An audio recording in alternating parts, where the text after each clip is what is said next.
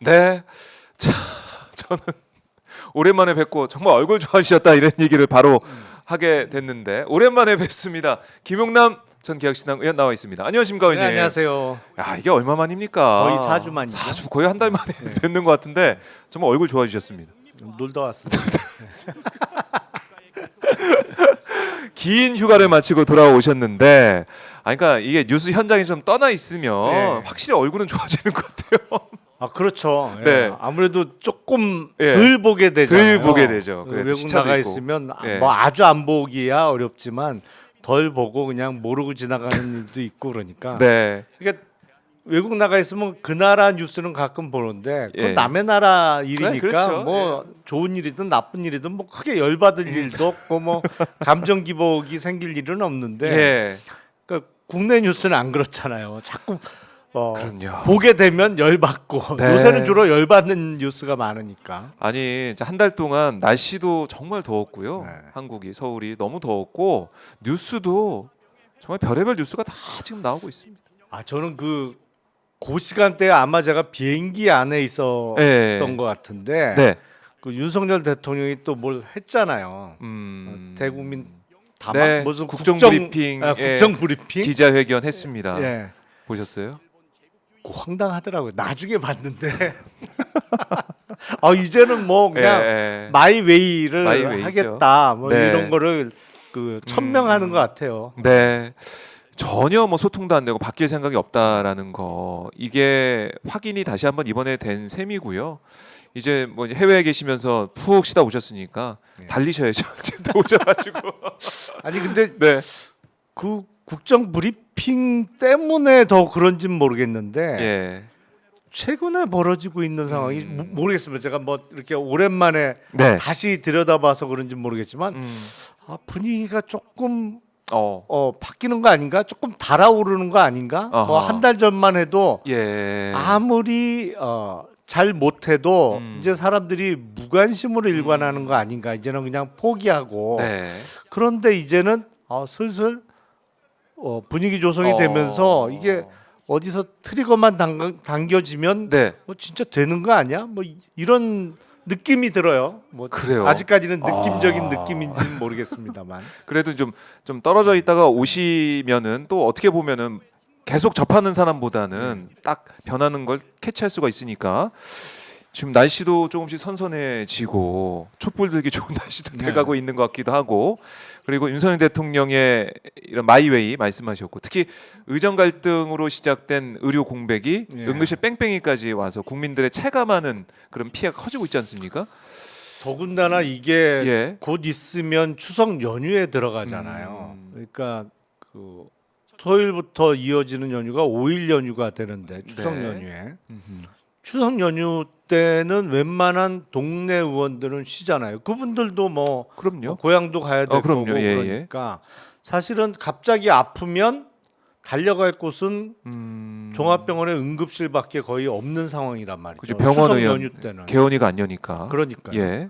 근데 지금 응급실이 상황이 녹록지가 않잖아요. 의사가 없잖아요. 가면. 의사가 없어요. 그러니까 지금 대형 병원들이 응급실 제한 운영 네. 아니면 뭐 어떤 성인 환자는 안 받겠다, 우리 못 받는다, 뭐 이런 상황이 벌어지고 있는데 네. 이게 그 한 열흘 정도 남은 연휴 들어가면서는 더 심해지면 심해졌지 지금 상황으로 봐서는 나아질 것 같지 않거든요. 그리고 네. 딱 추석 연휴 동안 정말 뭔 일이 생길지 모르겠어요. 특히 갑자기 아프게 된 분이거나 예. 아니면 갑자기 상황이 안 좋아지는 분들, 어. 기존의 지병을 갖고 계시다가 음.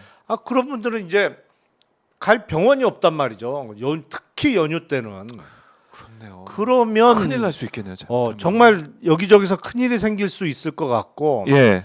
이게 사실은 어떤 국정 현안과 관련해서는 한 발짝 떨어져서 열은 받지만 나하고 직접적인 이해관계 아니면 피부에 그렇지. 와닿지는 않는 사안일 수 있지만 네. 의료 대란은 내일이란 말이죠. 아니면 우리 가족의 일이 맞아요. 될 수 있기 때문에 심상치 않을 것 같아요. 오, 추석 연휴가 어떤 분수령이 될 수도 있다. 의료 공백 사태가 국민들에게 네. 또 어떻게 보면 큰 영향을 줄 수 있다 이렇게 말씀하셨는데 그러다 보니까 국정브리핑 기자회견에서는 윤 대통령이 기자 질문 받고 아유 이 의료개혁 반대하는 사람들 주장을 이렇게 하냐 하면서 의료연장 가보라고 이렇게 얘기하더라고요.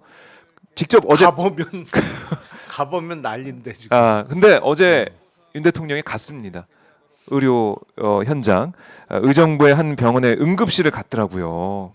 가서 점검을 했다고 하는데 의료진들이 힘들고 고생하는데 제가 좀 현장 점검 나왔습니다.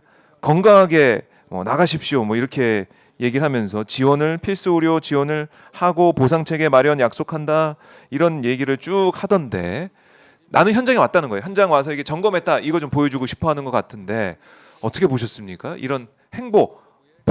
윤석열 대통령이 안 가시는 게 도와주시는 거 아닌가요? 가면 더 힘들게 만드는 것 같고. 지금 예.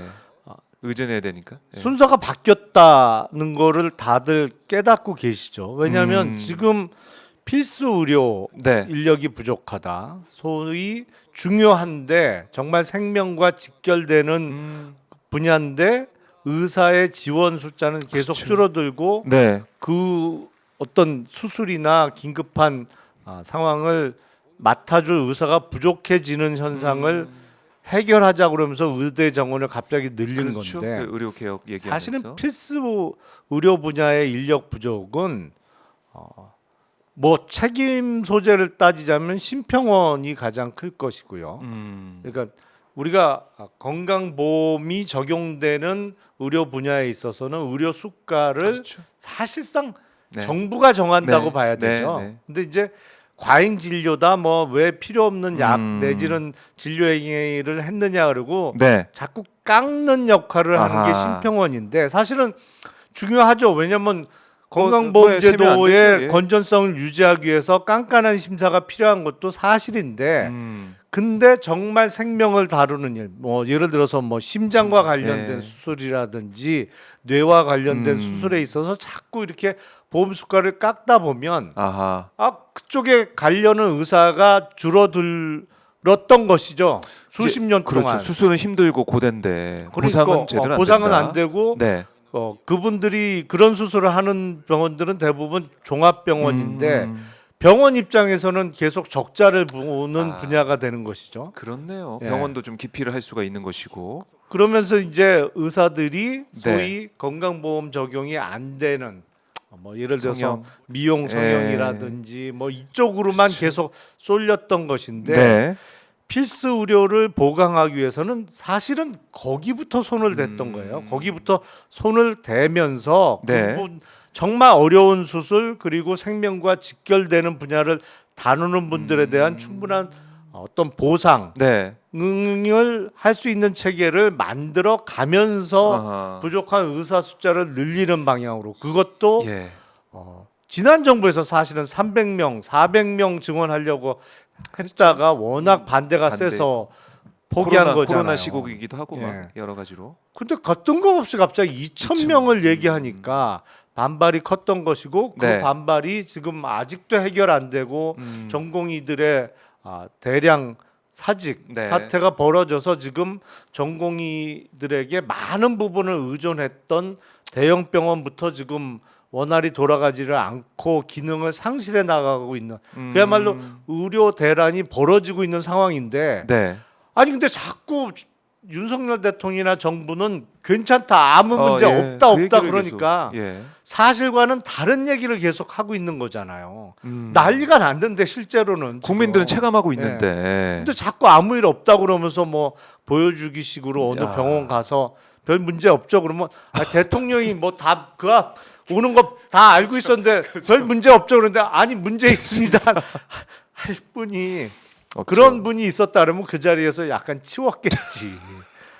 아니 그래놓고 지금 눈 가리고 아웅을 하고 있으니 아유, 답답한 것이고 정말로 민심이 안 좋아질 수밖에 없는 거죠. 그러니까요. 그러니까 세팅된 장소에 가는 대통령의 어떻게 보면 입장 자리이기 때문에 민심을 들을 수가 있느냐. 그러니까 오죽하면은 윤 대통령이 변장하고 저작거리에 가서 민심을 좀 들어 이런 얘기가 나올 정도. 옛날에 뭐 조선 시대 때 왕처럼 그런 얘기가 나올 정도로 제대로 민심 전달이 안 된다는 거 아닙니까? 지금? 변장을 해도 이게 차이가 이게 약간 그 눈에 많이 뛰는 스타일이라 잘 될까 모르겠습니다. 아니 근데 변장까지 필요 없어요. 사실은 예. 민심을 전할 사람들하고 만나기만 해도 돼요. 근데 그런 사람들은 다 멀리하고 네. 그려 그냥 이거 하면서 좋은 얘기 해줄 사람 그 국회 가면 네. 국회의원들이 말도 안 듣고 거기서 뭐 그렇죠. 야유할 수도 예, 있는데 예, 그런데 가지 마십시오. 정진석 비서실장 그런 얘기 그래 뭐 그냥 듣고 싶은 얘기만 해주는 사람만 옆에 두고 있으니까 문제가 생기는 거죠. 그렇네요. 쓴소리를 하고 그거 좀 들으면서 국정에 반영을 해야 되는데 그게 안 되고 있다. 그러다 보니까 안철수 국민의힘 의원조차 응급실, 그러니까 응급실 가는 게 구급차를 타봐라 이렇게 얘기할 정도로 그렇죠. 심각하다라고 하면서 구급차를 지금 응급실 뺑뺑이 하면서 구급대원들이 이제는 환자를 만나면은 어떻게 처치할까 그런 고민을 하다가 요즘에는 어디를 가야 되나 이 얘기만 한다는 거예요. 이 생각만. 그러니까 집안에 갑자기 아픈 분이 있어서 그 119 구급대를 불러보신 분들은 알겠습니다만 빨리 오죠. 아유, 그건 빨리 와갖고 예. 바로 그 탈 수 구급차에 있는데. 태워서 타고 가면서 구급대원들이 계속 전화로 타진을 네, 하잖아요. 어디. 가까운 응급실 있는 병원 내지는 거기서 지금 뭐 어디 환자가 어떤 네. 환자가 있는데 가도 되겠습니까? 그러면 거기서 받을 수 있다 그러면 바로 가는 거고 네. 안 된다 그러면 차선책을 또 그렇죠. 계속 전화하면서 이제 찾아가는 거거든요. 그 전에 한두 번 만에 갔단 말이에요. 근데 지금은 안 되는 거죠 이게. 그렇죠. 못 받는다 그러니까 와도 네. 이거를 볼 수 있는 의사가 없다고 하니 그 병원을 못 가고 계속 이른바 뺑뺑이를 돌다가 이제 큰일이 생기는 상황이 지금 벌어지고 있는 건데 네. 근데 자꾸 아무 문제 없다고 하니까 문제가 많은데요. 그 지금. 이거는 응급실 문제, 필수 의료 문제는 기사만 봐도 다 지금 나오고 그럼요. 있는데요. 그제 부산 한 공사 현장에서 70세 노동자 A 씨가 자재를 운반하던 중에 2층에서 바닥 떨어져서 10분 만에 119 구급대가 출동했다고 합니다. 근데 해운대 백병원 같은 인근 응급의료센터들에게 환자 수용 가부 여부 물었지만 모두 거부를 당했고 40분 만에 현장에서 50km 떨어진 부산 서구의 고신대병원 응급실로 갔는데 긴급 수술 필요하다는 진단이 나왔지만 이때는 병원에 또 수술할 의사가 없었다고 합니다. 그래서 이 전원할 옮길 병원을 알아보는 와중에 이 70대 A 씨가 사망을 했다고 하네요. 그 이른바 정말 예. 골든 타임을 놓치면- 놓치면 그런 불행한 일이 생길 수밖에 없는 거죠. 그러니까 이게 어쩌다 한번 벌어진 게 아니라 지금 계속해서 또 28개월 된 아이도 네. 이게 제대로 이송이 안 돼가지고 지금 뇌사 상태에 빠져있다 이런 보도도 있고 이것만 봐도 문제가 있다는 걸 아는데 자기가 이제 현장에 가서 확인하고 별 문제 없습니다 또 이럴 거 아니에요. 국무회의 이런 데 나와가지고 지금 사실은 보건복지부 걱정입니다. 장관이나 차관도 네. 사실과 다른 보고를 하고 있는 것이고 음. 그거를 사실과 다른 얘기를 한다는 걸 웬만한 사람은 다 알 텐데 그거를 사실이라고 믿는 건지 아니면 믿는 척 하면서 네. 본인의 잘못을 전혀 인정하지 않는 본인의 무오류성에 대한 고집을 피우고 있는 건지 네. 모르겠습니다만 사실은 알 만한 사람들은 다 아는 거잖아요. 특히 의료 시스템과 관련해서 저는 직전까지 우리나라가 세계 최고였다고 정말 자신 있게 말씀드릴 수 있어요. 이거는 외국 생활을 하시는 분들이나 아니면 네. 외국 경험이 있으신 분들은 다 동의를 하시겠습니다. 부러워하지 않나요? 당연하죠. 우리나라의 의료 체계를? 아니 미국 나갔다가 어디 예, 아프잖아요. 예. 갈 수 있는 병원이 없어요. 왜냐하면 어디 병원을 해도 보통 몇 주 후에 오라고 해요. 그리고 물론 거기도 응급실이 있습니다만 네. 그 애가 가 있다가 열이 나서 응급실을 한번 가잖아요. 가서 뭐 해열제 주사 맞고 그리고 뭐 있다가 퇴원 할 수 아이고, 한단 예, 말이죠. 예. 응급실에서 보통 한 2,000달러 정도 나옵니다. 200-300만 원 나온다는 거예요. 2,300만 원 나와요. 실제로. 그러니까 거기서 뭐 주사라도 한 방 아니, 맞고 나왔으면 의료보험 안 되나요? 아니 그 의료보험이 특히 이제 거기에 의료보험이 있는 사람이면 의료보험에서 어느 정도 뭐 80% 90% 커버되는 의료보험도 있고 왜냐면 여러 가지가 미국만 해도 의료보험이 제각각이잖아요. 아. 대부분 그 근무하는 회사에서 예. 가입되어 있는 의료보험의 커버리지에 그러니까 그 범위가 다 틀리기 때문에 제각각이거든요. 그러니까 네. 우리나라처럼 거의 전 국민 음. 건강보험 가입되어 있는 시스템이 아니잖아요. 네. 외국은 대부분의 경우에. 그리고 의료보험이 가입 안 돼 있는 사람도 엄청 많아요. 아, 맞아요. 그러니까 예를 들어서 예전 뭐- 시코 영화도 있었고요. 그러니까 여행 갔다가 갑자기 그랬다. 그러면 여행자 보험을 들었으면 그나마 다행인데 외국 여행 가면서 여행자 보험을 안 든 사람들은 그 나라에서는 보험이 없는 상황이죠. 그렇죠. 그러면 그냥 2,000불 내야 되는 거예요. 아하. 그러니까 그런 걸 한 번이라도 경험한 분들은 야, 네. 우리나라 의료 시스템이 정말 세계 최고야. 의료진의 수준도 그렇고 시스템상으로도 아프면 바로 달려갈 수 있고 네. 그리고 의료비 싸고 아. 그러면서 높은 수준의 의료 서비스를 예. 받을 수 있는 사실은 세계 최고 시스템이었던 게 맞는데 이게 지금 이 정부 들어서 망가지고 있는 거죠. 본격적으로. 그렇네요. 그러니까 이게 이렇게 망가진 의료 시스템이 뭐 정권이 바뀐다고 해서 다시 복구가 될 수 있을까라는 또 생각이 들 정도로 복구는 해야죠. 근데 복구는 해야 되는데 아예 쉽지 않겠죠. 이게 무너지고 있지 않습니까? 시스템 자체가 사실은 뭐 전공의들이 그동안 대형 병원 이런 데서 수련을 하면서 많이 뭐 착취당했다 이런 뭐 사실은 그렇죠. 그런 그런 부분도 측면이 있지만 있죠. 네. 그럼에도 불구하고 이게 유지가 되어 왔는데 이제는 아예 사직서를 내고 떠나버린 전공의들이 많다. 거의 뭐 대부분이다 보니까 이게 시스템 자체가 가동이 안 된다 이런 얘기 여기에 대한 우려가 네. 커요. 근데 윤 대통령이 변할 생각이 없는 것 같고 그래서 이 부분 의료 문제 응급실 뺑뺑이 이 문제가 추석 연휴 지나면서 크게 부상할 가능성이 있고 네. 이게 국민들의 분노를 자극해서 먼저 큰 일이 일어날 수가 있다라는 예측을 해주셨고 그리고 또 하나는 뭐냐면 오늘 이제 뉴스토마토 보도를 네. 보면 이게 좀 저희 해야 될 것 같은데 이것도 상당히 파장이 클 것 같은 느낌이 듭니다. 김건희 여사가 이번 4월 총선에 공천 개입했다는 의혹이 불거졌는데요. 오선 중진 김영선 의원에게 지역구 이동을 김건희 여사가 요구를 했다는 거예요. 그래서 그 텔레그램 요구하는 그 내용이 담긴 텔레그램을 봤다는 A 의원이 취재진한테 그걸 털어놓은 겁니다. 이거 텔레그램 봤더니 김건희 여사가 이 김영선 전 의원에게 김해로 이동해 달라. 원래 창원 지역인데 김해로 이동해 달라 요청을 했고 그에 따른 지원 방안 등도 구체적으로 얘기했다라고 말을 했고 A 의원뿐만이 아니고 B 의원도 익명입니다. 역시 A 의원 증언과 일치하는 또 얘기를 하고 있어요. 그러니까 다수 복수의 사람이 이거 맞다 이렇게 증언하고 있는 상황인데 이게 만약에 사실이라면 파장이 정말 크지 않겠습니까? 이거는 여태까지 보도는 안 됐습니다만 네. 정치권에서 일부 인사들에게 아름아름 꽤 어. 많이 알려져 있던 얘기죠. 아 그래요. 예. 총선 전에 예. 예, 김건희 여사가 예. 이렇게 막 여기저기 연락을 해서 예. 총선에 이른바 개입했다는 의혹이 있다. 예. 그래요. 그러니까 이게 어떻게 된 거냐면 예. 김영선 의원이 사실은 재보궐에서 당선돼서 창원의 네. 지역구 맞아요. 의원이었잖아요. 오선이 했죠. 오선. 근데 금년 총선을 앞두고 이 창원에 공천할 다른 사람이 있었던 거예요. 그거와 관련해서도 조금 비하인드 스토리가 예. 알려지고 있습니다. 이제 알려지기 시작했어요. 최근에. 예. 그게 이제 누굴 넣으려고? 누굴 넣으려고 했고 네. 거기에 중간에 개입한 이른바 이른바 그 정치판에서 나쁘게 표현하면 좀 브로커라고 브로커. 표현할 수 네, 있는 네. 누가 있다. 뭐 정치권에 계속 맴도는 그 사람들이 있으니까 뭐 그 브로커가 있다. 그래서 누굴 집어넣기 위해서 김영선 의원을 네. 거기서 빼야 되는 상황이 벌어진 거고 아. 그 과정에서 이제 직접적으로 연락을 해서 예. 자리를 좀 바꿔달라. 그래서 창원에서 김해 쪽으로 예.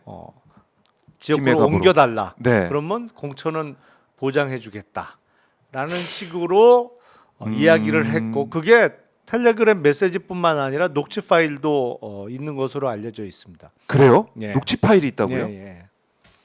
오, 이거 뭐 텔레그램 봤다는 이 내용, 이 캡처본보다 녹취 파일은 더 파장이 클 것 같은데. 뭐 그렇게 많이 알려져 있어요. 그러니까 그동안 정치권에서 아름아름 얘기가 나오던 게 수면 위로 지금 떠오르고 있다. 이렇게 보시는 그러니까 거예요? 김영선 전 의원이 많이 갖고 있어요. 아 그래요. 네, 많이 갖고 있는데 아직 그 이 기사에서는 뭐 그런 내용 없이 부인하고 있는 상황인데 지금 일단은 본인은 아직까지는 부인하고 있는 것으로 알려져 있죠. 야 이거 파장이 어마어마할 것 같은데요. 그렇죠. 이- 근데 김영선 의원의 결단이 필요하겠죠. 네. 어느 순간에는 본인이 등판을 해야 되는 상황까지 가야 된다라는 건데 아까 이제 박지원 의원께서는 어떤 얘기를 했냐면 이거 만약에 사실이라면 이거 큰 국정농단이다. 이렇게 아니 말씀하셨어요. 사실이라면 당연히 그런 거죠. 예. 이거는 그 총선의 공천 개입이잖아요. 공천 개입이고 그리고 이제 객관적으로 드러나는 사실은 어쨌든 네. 김영선 당시 의원이 음, 지역구 이동을 선언을 했어요. 그래서 창원에서 자기 지역구를 포기하고 김해로 가기로 갔어요. 했는데 김해 가서 공천이 안 된 거죠. 컷오프 됐지 않습니까? 김해에 아. 가서 공천이 안 됐고 예. 그때 당시 어쨌든 국민의힘 비대위원장은 한동훈 지금 당 대표가 비대위원장을 하고 있으면서 네. 그러면서 뭐 이런저런 이야기가 나오고 있는 것인데 네. 일단은 당사자인 김영선 전 의원의 태도가 가장 중요하겠죠. 진실 규명과 관련해서는. 만약에 김영선 전 의원이 어떤 뭐 양심 선언, 폭탄 선언, 기자회견을 한다고 하면 이걸 그냥 뭐 수사기관이나 이런 데서 그냥 두고 볼 수는 없는 거 아니겠습니까? 뭐 고소고발 들어가겠죠, 다행히. 그렇죠. 당연히. 그럼 또 수사가 어떻게 될 것이냐 봐야 될 것 같고. 그럼 의원님이 지금 파악하시고 들으시는 바로는 김영선 전 의원 사례만 있겠느냐? 아니면은 다른 또 뭐 의원이나 정치인과 연관된 이런 것들이 또 있겠느냐 이 부분인데 어떻게 좀 듣고 계십니까, 의원님은? 한두 건이 아닌 것 같아요. 더 있을 수 있다. 야, 뭐 이거는 글쎄요. 이거는 지금 뭐 명품백 받고 뭐 이건 뭐 이 지금 이렇게 좀 묻히는 쪽으로 가고 있긴 한데 이것도 차원이 다릅니다. 이거는 명품백 완전히 하는 차원이 이 부분하고? 틀리죠. 이거는 야. 그러면 이게 앞으로 윤석열 정권에 있어서 어떤 이 탄핵 목소리가 뭐 커졌다가 좀 작아진 부분이 있는데 하나의 트리거 역할을 할 수 있다 이렇게 볼 수 있을까요? 어떻습니까? 충분히 될 수 있고요. 그리고 이제 구도를 가만 보면 네. 만약에 이제 영부인이 그렇게까지 직접적으로 개입을 했다고 하면 통상 왜 안 됐을까를 생각해 볼 수 있잖아요. 왜냐하면 이게 말이 나오기 시작한 게 그렇게 옮기면 공천을 해주겠다고 했는데 줄 공천이 알았는데. 안 되면서 그렇죠. 불만이 나오고 억하심정이 생기는 거죠. 그 자리에 들어가려고 했던 사람도 공천이 안 되면서 여기저기서 네. 말이 나오면서 이제 이게 최초 보도가 되기 시작한 상황으로 보이는데 네. 그거 왜 안 됐겠느냐? 왜 안 됐냐면 이게 제대로 그 말이 안 먹힌 거 아니에요. 그렇죠. 말이 안 먹히면은 그러면 영부인이 공천에 개입을 했다고 가정하면 네. 그렇게 강력한 그 분이 힘을 썼는데 안 됐다. 네. 안 쓴 이유는 누군가 그 얘기를 들어주지 않았기 때문이다. 아. 그러면 그 사람은 훌륭한 사람 되는 거 아니에요? 좋은 사람? 그러니까 이런 얘기가 왜 이제 와서 나오기 시작했을까를 한 번 더 생각해 보면 누군가는 이런 상황에서 큰 이득을 보는 아니면 정치적인 이미지가 왕창 올라갈 수 있는 사람도 있는 거예요. 그렇네요. 바로 연결되는 게 김건희 여사의 문자를 읽고 씹었다는 익심 논란을 또 불러 일으키면서 어떻게 보면 공세를 받아왔던 한동훈 대표가 좀 떠오르는데 그러니까 당장 예. 보면 양상을 보면 예. 이게 여당이라는 그 범주를 놓고 보면 완전히 100% 손해만 보는 이슈는 또 아닐 수도 있는 거예요. 그러니까 윤석열 대통령과 김건희 여사 어떻게 보면 지금 지지율이 바닥을 향해서 가고 있는 그런 느낌인데 여기 한번 절연해서 다시 새롭게 태어나고 싶은 그런 욕구를 가진 사람 입장에서는 이게 딱 잘라내고 발본생활에서 잘라내고 새롭게 여당이 가자 이렇게 주장하는 사람 입장에서는 잘 되는 방향일 수도 있다. 아니 그러니까 지금 최초 보도가 나오게 된 배경이 어떤 그쪽의 기획인지는 모르겠습니다. 아직 뭐 알 수는 없지만 아직은 알 수 없지만 결과적으로 결과적으로는 이익을 볼 수도 본인 있는 사람이. 거고 그게 어떤 야. 사안보다도 완전히 선을 긋고 그렇죠, 그렇죠. 차별화를 할 수 있는 예. 사안이 될 수 있는 거죠. 의원님 말씀 들으니까 무슨 뭐 무협지 보는 것 같기도 하고 막 진짜 이게 승부를 알 수가 없다. 그렇죠. 한동훈 대표가 확 밀리고 뭐 힘없어 보이기도 하면서도 오늘 뉴스를 보면 큰 그림을 또 그리고 있는 게 아닌가 싶기도 하고. 이야, 아니, 뭐 이게 보면 여당 내 다툼이 이제 대단합니다. 여권 내 심으로 비교하면 일방적으로 밀릴 수밖에 없는 상황. 누가 심으로 이길 수 있어요. 그렇죠, 지금. 하지만 약점이 없을 때 아하. 힘이 센 거지. 역시 뭐 김용남 의원님 말씀드리니까 정리가 되는데 이게 이 역학 구조 관계, 여권의 파워 게임 양상으로도 비칠 수가 있는 것이고 뭐 더 나아가서는 근본적으로는 대통령 배우자가 이렇게 국정농단 의혹에 휩싸여 있고 그게 사실이라 한다면은 큰 파장이 있을 것이다. 이거는 우리 국민들 충격에 빠뜨릴 수밖에 없는 사안입니다. 그래서 오늘도 이제 보니까 박찬대 원내대표가 이 사안에 있어서 뭐 코멘트를 하던데 이것까지 특검에 포함시켜야 된다 이런 얘기 또 하더라고요. 사실이면 국정농단이다. 특검에 포함시켜야 된다 이런 얘기를 민주당에서도 반응을 내놓고 있긴 하던데. 아니, 사실이면 네. 당연히 수사가 돼야 되는 거고 이거야말로 전형적인 특검 사안이죠. 이걸 그렇네요. 특검에서 안 하고 어디서 할 수 있겠어요? 사실은 뭘까요? 이게 네. 뭐 보면 우리가 박근혜 정부 때 이른바 국정농단으로 정권이 뒤집어지면서 이제 바뀌었습니다만 네. 그때 그 나왔던 국정 개입 뭐 이른바 최순실의 국정 개입에 있어서 네. 어쨌든 드러난 거가 공천까지는 연결이 안 돼 있었잖아요. 그때는 그렇죠. 그때는 거기까지는 아니었다고요. 음. 근데 이건 사실 더 큰 거죠. 사실이라면. 사실이라면 이거야말로 특검 통해서 밝혀야 될 그런 참 엄청난 그런 의혹이다. 알겠습니다.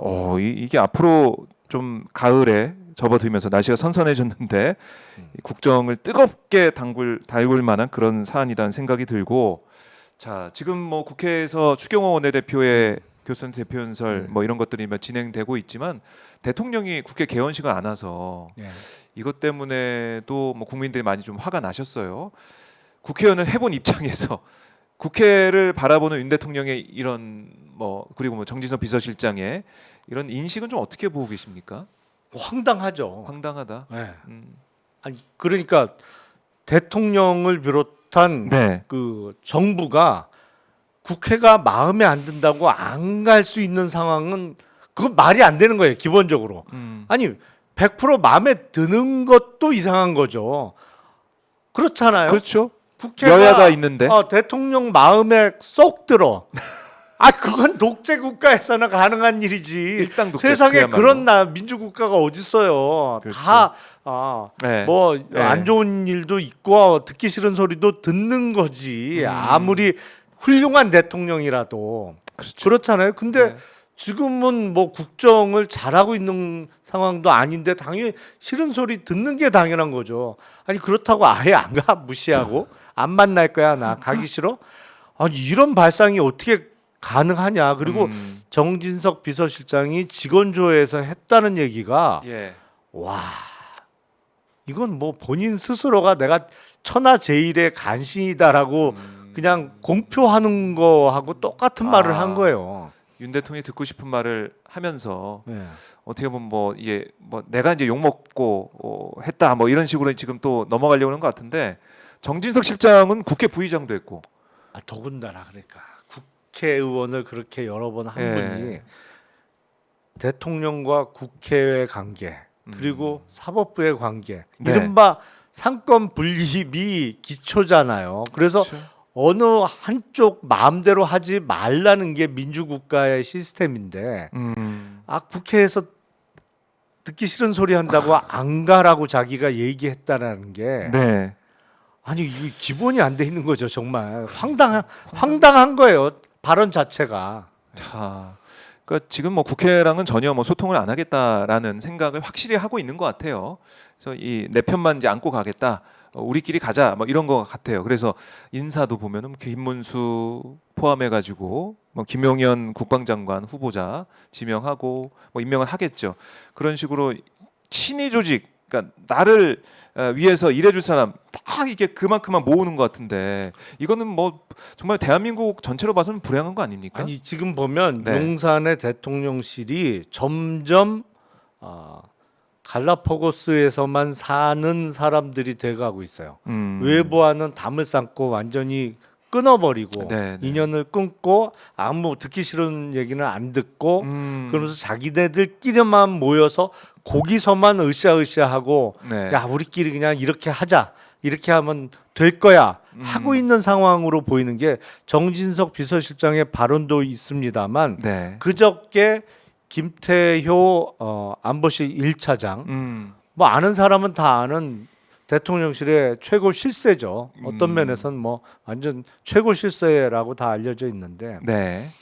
그저께 서울 시내에 있었던 포럼에서 어떤 발언을 했냐면 이제 당연히 이제 안보 관련한 대통령의 고위 참모가 나왔으니까 그렇죠. 미국 대선과 관련한 그 질문이 나왔단 말이에요. 트럼프가 당선되면 한국의 안보 우산이 위협해질 것 같다, 위협받을 것 같다라는 얘기를 했어요. 그리고 해리스가 당선되면 네. 좀 많이 가르쳐야겠다라는 생각이 든다.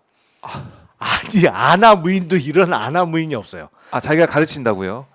그러니까 첫 번째 일단 이건 공직자가 할 수 있는 발언이 아닙니다. 첫 번째. 아니 지금 미국 대선은 이제 70일도 안 남았는데 11월 5일인가 그렇죠? 네. 2달 남았는데 네. 트럼프 아니면 해리스가 당선되는 거예요. 아. 둘 중에 한 명이 누가 되더라도 어떻게 대미 외교를 하려고 그런 막말을 해요. 아니 물론 트럼프 대통령이 당선되면 안보적인 측면이나 경제적인 측면에서 우리의 예측 가능성이 많이 떨어진다고 생각할 수는 있어요. 하지만 그건 본인 생각에서 안에서만 그쳐야지. 그렇죠. 밖으로 꺼내내면 안 되는 거죠. 더군다나 공직자예요. 고위 공직자예요.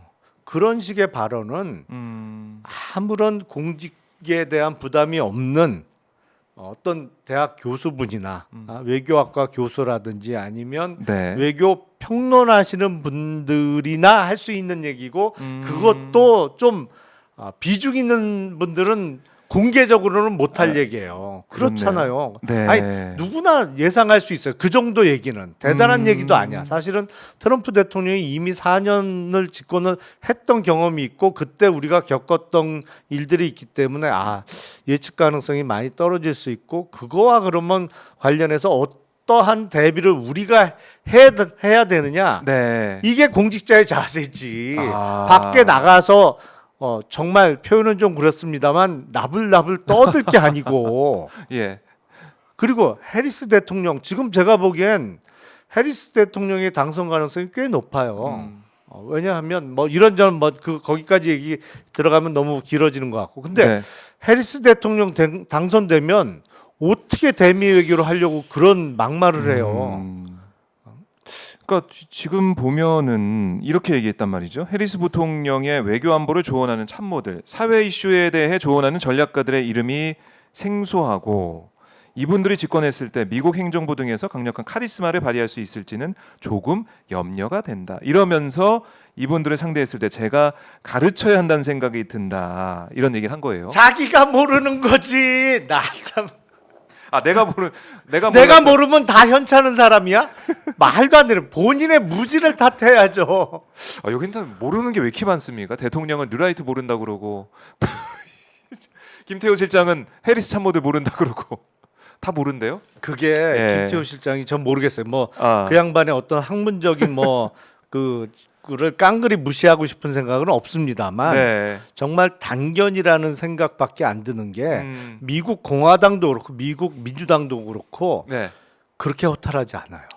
우리나라 주요 정당보다 훨씬 탄탄해요. 물론 역사도 오래됐습니다만 사실은 미국은 그 꽤 많은 부분에 그 특히 우리가 폴리패서라고 부르는 정말 정치권에 그 관여하고 네. 싶은 뭐 어떻게 배지 달아보고 싶은 교수님들 음. 빼고도 네. 본인이 어떤 선출직에 대한 욕심이 없으면서도 공화당이면 공화당, 민주당이면 민주당과 오랜 인연과 끈끈한 네트워크를 형성하고 있는 미국 아주 좋은 대학의 석학들이 너무너무 많아요.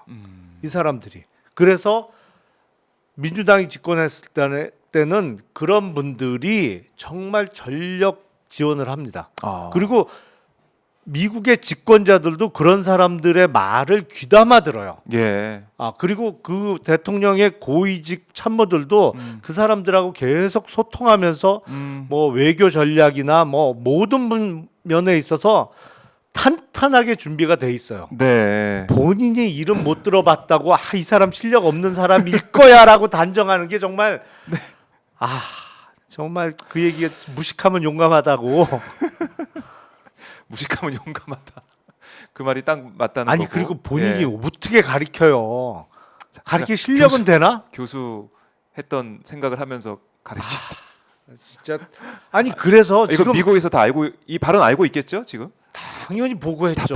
아니 주한 미국 대사관이 그것도 딴 사람도 아니고 어디 예. 외교부 5급 사무관도 아니고 예. 지금 대통령실의 최고 실세로 누구나 다 알고 있는 그렇네요. 대통령실 외교안보실 1차장이 공개적으로 그 발언을 했는데 이거 보고 안 했다고요? 당연히 전통 바로 띄웠죠. 미국 국무부에. 이거 웬일입니까? 이건 상식이에요. 이건 이미 보고 바로 들어갔죠. 이거 해리스 쪽에서 좀 화가 좀 많이 났을 것 아니 같기도 하고. 트럼프에선 좋아할 얘기냐고요. 이게 이 바보 같은 게 양쪽을 다 적을 만드는 거예요. 이게. 바보 같은. 참 뭐. 아니 오늘- 그러니까 정진석 비서실장의 예. 직원 조회 발언이나 네. 김태효 네. 안보실 1차장의 공개 발언을 보면 지금 용산의 대통령실은 완전 자기네들끼리만 으쌰으쌰하는 거예요. 이게 어떤 이성이나 합리성을 찾아볼 수가 없어요. 그렇네요. 아니 이런 사람들이 대한민국 국정을 지금 운영한다는 게 예. 너무 불안한 거예요. 이게 지금 제정신들이 아니에요 지금. 그러다 보니까 이 상황이 계속해서 알려지고 국민들이 안 바뀐다라는 생각을 하니까 보수 지지층에서도 이제 분화가 일어나는 거 아닙니까 사실은? 점점 그렇게 아니, 되겠죠. 보수 진보를 떠나서 생각이 있는 사람들이라면 아니 이게 국정을 운영할 실력이 되는 거야? 네. 이걸 그냥 놔둬도 되는 상황이야? 라는 걱정을 안 할 수가 없는 거죠. 그럼 결국에는 흐름 자체가 박근혜 전 대통령 탄핵 당시도 마찬가지지만 박근혜 대통령에 대한 비판 여론이 크다가 어떤 트리거 뭐 이른바 이제 이 태블릿 PC가 나오고 이렇게 하면서 확 불타올랐단 말이죠. 이번 가을에 그럴 가능성도 있다. 이렇게 의원님 보시는 거네요. 제가 보기에는 전반적인 상황은 박근혜 정부 때보다 훨씬 안 좋은 것으로 보여요. 예, 왜냐하면 일단 기본적으로 실력들이 너무 없어요. 아니 그 실력들이 없을 수밖에 없는 게 인사를 그런 식으로 하니까 그런 사람들만 중용을 해서 주요 자리에 앉히고 옆에 두니까 네. 온통 주위에 실력이 없는 거죠. 그러니까 상황은 훨씬 심각해요. 근데 이제 어떤 측면에서는 윤석열 대통령이 박근혜 전 대통령의 득을 가장 많이 보고 있는 거죠. 왜냐하면 이른바 보수 정권에 있어서의 연속 탄핵의 부담을 많이 느끼고 있거든요. 이거는 이른바 보수 진영에서 더 심해요. 그럴 수 있겠네요. 이거 그럼 뭐 번번이 집권했을 때마다 탄핵으로 끝나면 앞으로 이제 보수 쪽은 집권 가능성이 완전히 뭐 제로로 수렴하는 거 할 수밖에 없는 상황이 되는 거 아니냐라는 걱정 내지는 뭐 그런 생각들을 하고 있는 거죠. 그러니까 이제 어떤 면에서는 그때보다도 훨씬 더 주저주저할 수밖에 없는 상황인 건 틀림없기 때문에 사실은 가장 큰 그 덕을 보고 있는 거예요. 득을 보고 있는 거예요. 그래서 더 이제 커다란 어떤 트리거가 필요하다 이렇게 보시는 건데 이 탄핵은 절대 당하면 안 된다. 탄핵은 안 된다. 이런 여론을 좀 계속 모으고 뭉치고 하기 위해서 또 지금 보면은 문재인 전 대통령 관련된 수사를 또 하는 게 아니냐 이런 얘기도 나오는 거 아니겠습니까? 문재인 전 대통령을 싫어하는 뭐 미워하는 그런 보수층을 어떻게든 똘똘 뭉쳐보겠다 이런 거 같은데 이 사안은 뭐 검사 출신이 하시는 거 어떻게 보십니까 이 수사는? 저는 가장 큰 문제는 일단 수사 시기입니다. 시기. 그러니까 이게 뭐 어제 오늘 알려진 일이 아니잖아요. 네. 이상직 전 의원과 관련해서 또 그 이상직 전 의원이 사주로 있던 회사의 관련 회사에 문재인 당시 대통령의 사위가 사위가. 취직했던 거는 네. 사실은 꽤 오래 전에 알려졌어요. 이미 한 4년 됐어요. 됐죠. 4년 됐어요. 곽상도 전 의원이 네. 막 의혹 제기하고 그랬었죠. 그 전 정권 이른바 비리 의혹과 관련한 수사는 네. 정권 정권 바뀌고 나서 바로 해야 돼요. 그렇잖아요. 뭐 역대 정부가 다 그렇게 해 왔어요. 그랬죠. 그래서 전 정권에서 있었던 잘못된 부분이 있다면 그거를 이제 수사해서 뭐 가릴 건 가리고 그게 네. 이른바 정치 보복으로 비춰진 측면도 꽤 많이 있습니다만 어쨌든 수사 시점은 적어도 집권해서 그해 아니면 그 다음해까지는 아하. 이루어졌단 말이죠. 근데 이거는 예. 이미 오래 전에 알려져 있던 사실인데 하려면 진작했어야죠. 왜 2년 6개월이나 흐른 이 시점에 하냐고요. 아. 그러니까 당연히 이 수사 의도가 다른 곳에 있다라는 의심을 받을 수밖에 없고 저는 그런 의심이 당연한 거예요.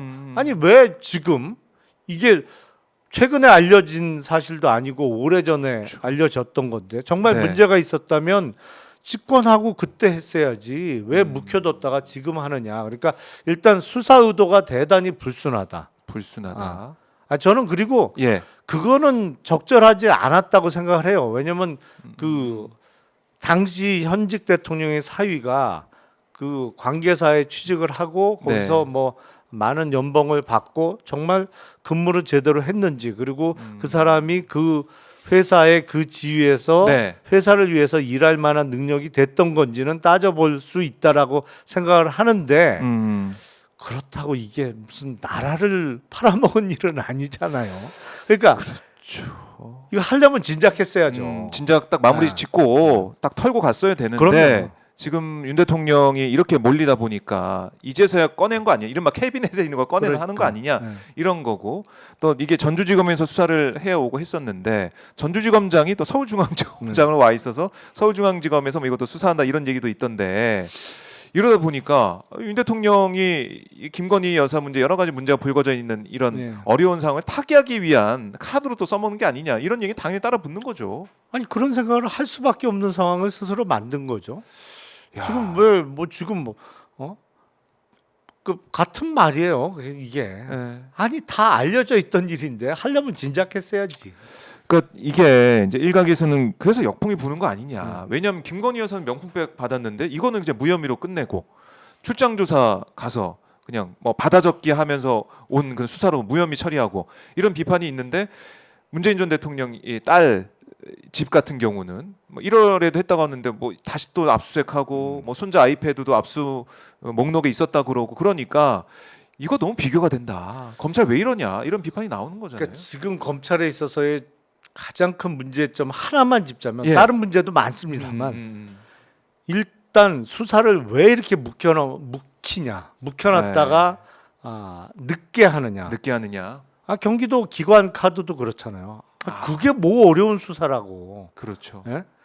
매번 그래요. 근데 매번 그러다 보니까 이게 5공화국 때도 이 정도는 아니었던 것 같은데 과거에 어느 권위주의 정권에서도 이 정도는 아니었던 것 같은데 네. 아니 이거는 뭐 누구나 다 알고 있던 얘기를 필요할 때 그냥 몇 년씩 묵혀놨다가 하나씩 꺼내 먹는 꽃감 정도로 생각하는 거 아닌가 사건을. 예. 뭐 그런 비판은 당연히 받아야죠. 지금. 그래요. 그게 이제 국민들의 눈높이에서 하는 비판이다 이런 생각이 들고 지금 뭐 미국에서 이제 보셨던 뉴스일 것 같긴 한데 저희 오마이뉴스가 단독으로 보도한 내용이 있습니다. 한남동 관저 여기에 5개 건물이 증축이 됐는데 그 위성 사진은 보이더라고요. 새 건물은 용산에 신고도 안 한. 네. 그러니까 뭐 불법 증축한 셈이죠. 이게 어떻게 좀 봐야 될 것 같고. 근데 신고한 두 증축된 건물을 봤더니 하나는 사우나고 하나는 드레스룸이다. 이 얘기가 나왔어요.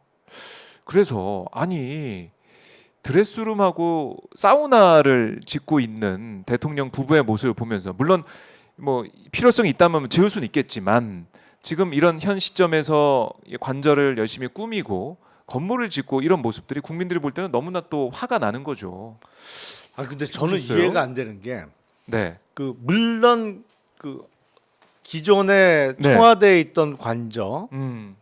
옮기면서 이제 그 관저만은 못한 상황일 수도 있는데 지금 네. 한남동 관저가 원래는 외교부 장관 그 공간이- 공간으로 예. 쓰던 곳이니까. 근데 그래도 거기 커요. 그러니까 제일 좋다는 거 아닙니까? 전망도 네. 제일 좋고 아니 그리고 뭐 연애를 해야 되니까 계속 기존에 외교. 있던 청와대 관저도 그렇게 크지 않거든요. 건물 자체가 관저가 그렇게 크지 않아요. 네. 그러니까 청와대를 하면 이제 보통 본관을 떠올리는데 그건 대통령 집무실이 있는 건물이고 대통령 가족이 생활하는 관저는 네. 그렇게 크지는 않단 말이에요. 어. 근데 한남동 지금 관저가 작지 않아요. 어마어마하게 크죠. 사실은 개인 그렇죠. 생활하는 주택으로 따지면 어마어마하게 큰 거예요. 왜냐면 보통 그런 공간들은 외부 인사를 네. 초청해서 거기서 뭐 외교적인 어떤 행사 내지는 네. 간단한 파티도 할 수 있는 파티. 공간들이 있기 때문에 그럼요. 뭐 국회의원 공간이 됐던 외교부 장관 공간, 뭐 대법원장 공간 다 커요. 네. 뭐 이- 잘 돼 있죠. 그냥 수리도 어마어마하게 커요. 많이 근데 하고. 정말 사우나를 대통령이 뭐 대통령 부부가 좋아해서 사우나 룸을 만들어. 아니면 옷이 많아서 보관할 드레스룸이 필요해. 옷이 많았어요. 그럼 그 네. 관저 공간 내에서 해결이 안 돼요? 어. 그걸 별도 건물로 지을 정도예요? 아니 왜냐하면 네.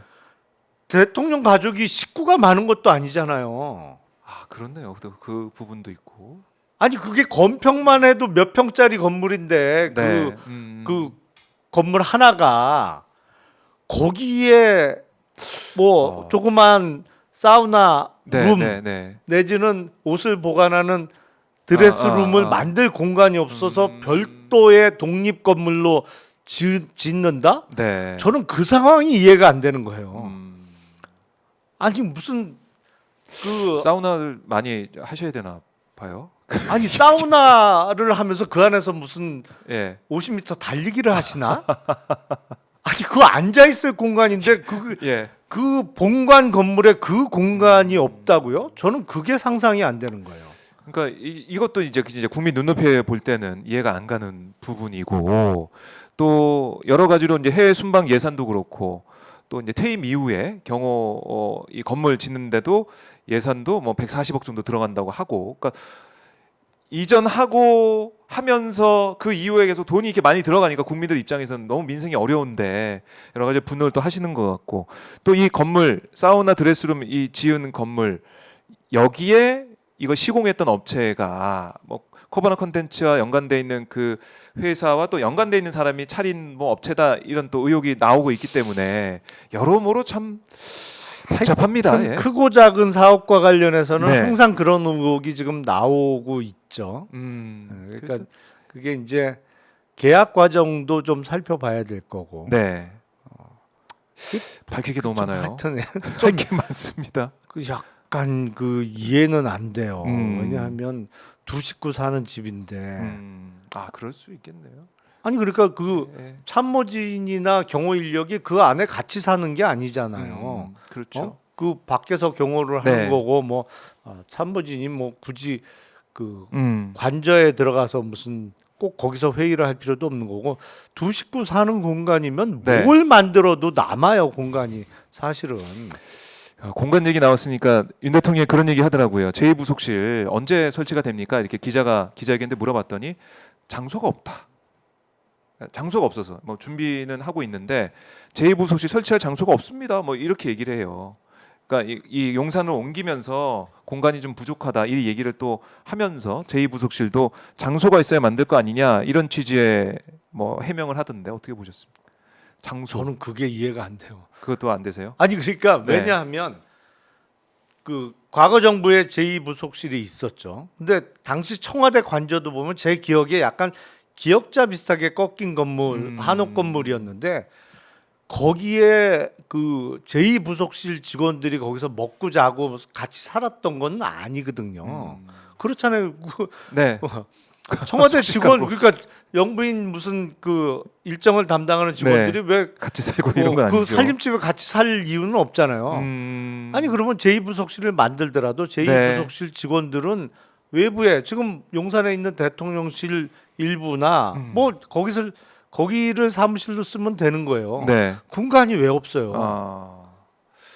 그러니까 참 국민 입장에서는 이해할 수 없는 발언들이 설명들이 나오고 있다 보니까 좀 비판을 계속 하는 것 같고 내일 또 김건희 여사 관련된 수사심의회가 열리는데 네. 어떻게 전망하십니까?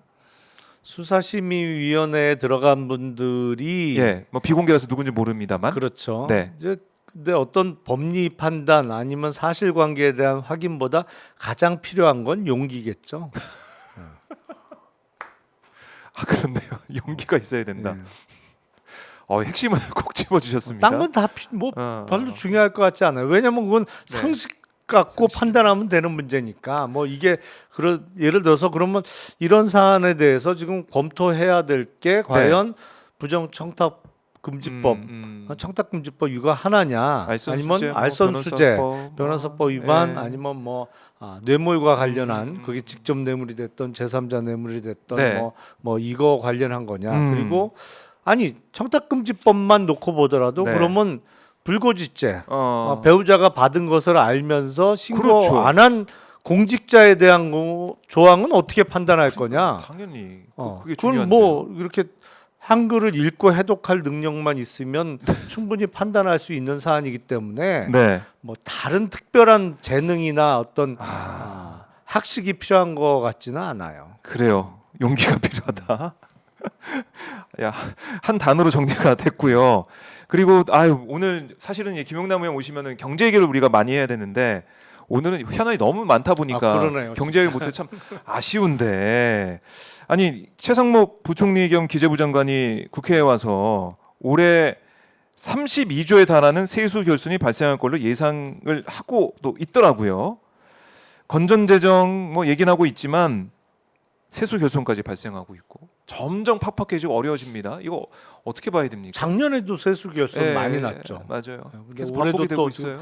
결국엔 이제 경기가 안 좋으면 네. 그 세금이 아유, 뭐, 줄어드니까 그렇죠. 이제 근데 작년에는 우리나라 경제에서 워낙 많은 비중을 차지하는 반도체 관련한 안 그 좋았죠. 국제 시세가 많이 떨어져 있기 때문에 네. 그 핑계를 댔어요. 반도체 경기가 안 좋아서 세수 결손이 많이 났다. 예, 삼성전자나 SK 하이닉스가 뭐 그동안 1년에 뭐 50조, 60조 이상 벌다가 네. 뭐 거의 어디는 적자 보고 뭐 거의 돈을 못 버는 그렇죠. 상황이 나니까 법인세 일단 세수 결손이 컸고 뭐 그런 핑계를 댔는데 네. 올해 들어서는 반도체 경기는 회복이 많이 됐단 말이에요. 근데 기본적으로 경기가 왜 안 좋냐? 물론 국제 경기의 영향도 큽니다만 국제 경기가 과연 그렇게 안 좋은가? 미국 가보니까 경기 안 좋지 않던데. 괜찮습니까? 미국 경기 아직도? 괜찮죠. 그 미국도 이제 물가가 많이 올라서 이제 네, 그 힘들긴 부분에 한데. 대한 불만들이 많죠. 네. 그래서 사실은 지금 대통령을 하고 있는 바이든 대통령이 대선 후보에서 빠진 게 민주당에게는 더 큰 기회인 거예요. 왜냐하면 어느 나라나 물가가 많이 오르면 현 집권 세력에 그렇죠. 대한 평가가 안 좋을 수밖에 없는데 그럼요. 어쨌든 그 책임에서 한 발짝 물러나 있는 사람이 민주당 후보가 됐단 말이에요. 그러니까 민주당으로서는 집권 가능성이 훨씬 높아진 상황인 것이죠. 근데 예. 그건 뭐 변론이고. 네. 이것도 재밌는데 다음에 한번 들어보도록 하고요. 예. 그러니까 세수 결손이 이렇게 예상이 되면 네.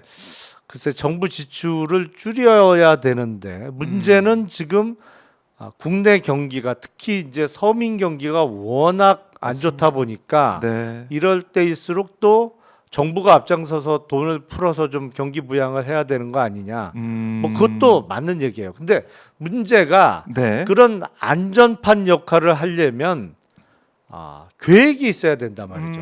계획이. 그래. 지금은 계획. 뭐 서민 경기가 안 좋으니까 지금은 이렇게 하고 그러면 이번에 난 세수 결손을 우리가 내년이나 후년에는 어떻게 만회를 하겠다. 그래서 재정 건전성을 우리가 확보를 어떻게 하겠다라는 계획이 있으면 네. 뭐 물론 100%그 계획대로 된다는 보장은 없지만 그래도 덜 불안하죠.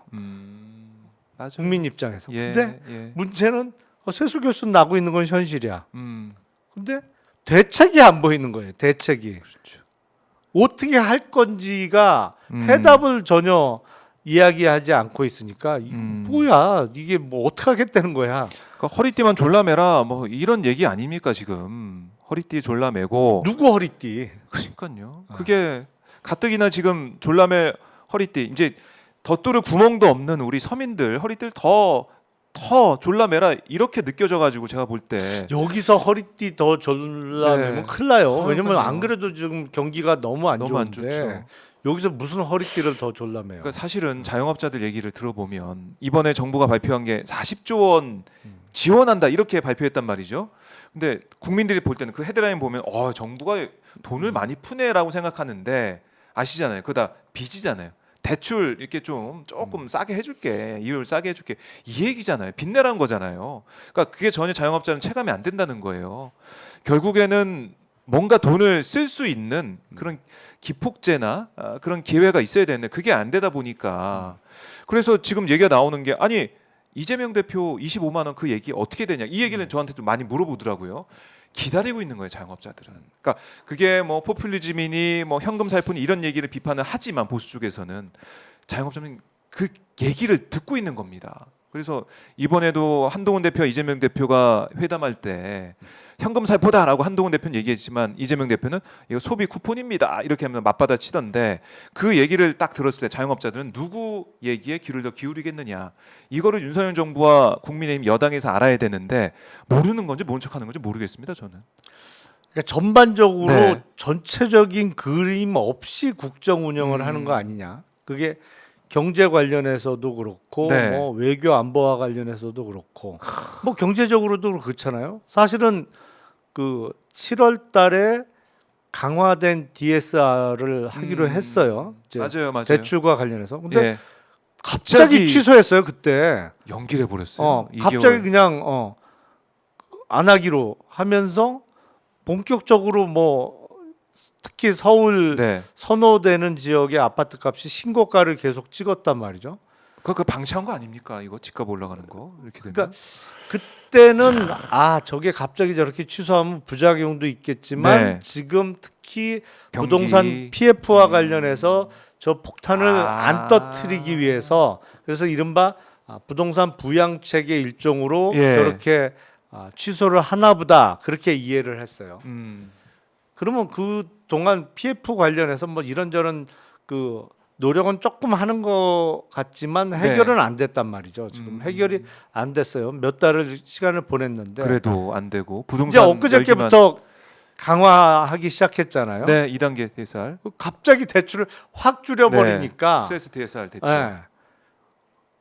근데 그러면 저 부동산 PF 문제는 어떻게 해결할 거냐? 그런 계획이 안 보이네요 또. 그러니까 전체적인 계획을 갖고 지금 하는 거냐?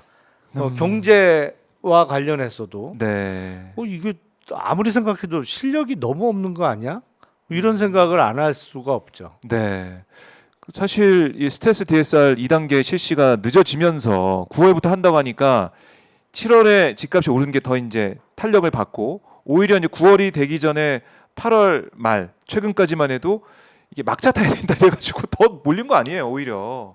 그러니까 서울 아파트 값은 많이 올랐더라고요 실제로 보니까. 참 이렇게 되면 부동산 가격만 올려놓고 또 빚내서 집 사신 분들이 실수요자분들이 많으신데 그럼 빚 갚느라고 또 쓸 여력이 없는 것이고. 근데 이게 정책의 엇박자로 예. 저는 생각을 하는데 지금 신고가를 갱신하고 있는 것은 서울의 일부 지역에 선호 지역이에요. 네. 근데 지금 부동산 PF의 문제는 서울 그 선호 지역에서 아파트 시행 사업을 하던 PF가 지금 문제가 생긴 게 아니거든요.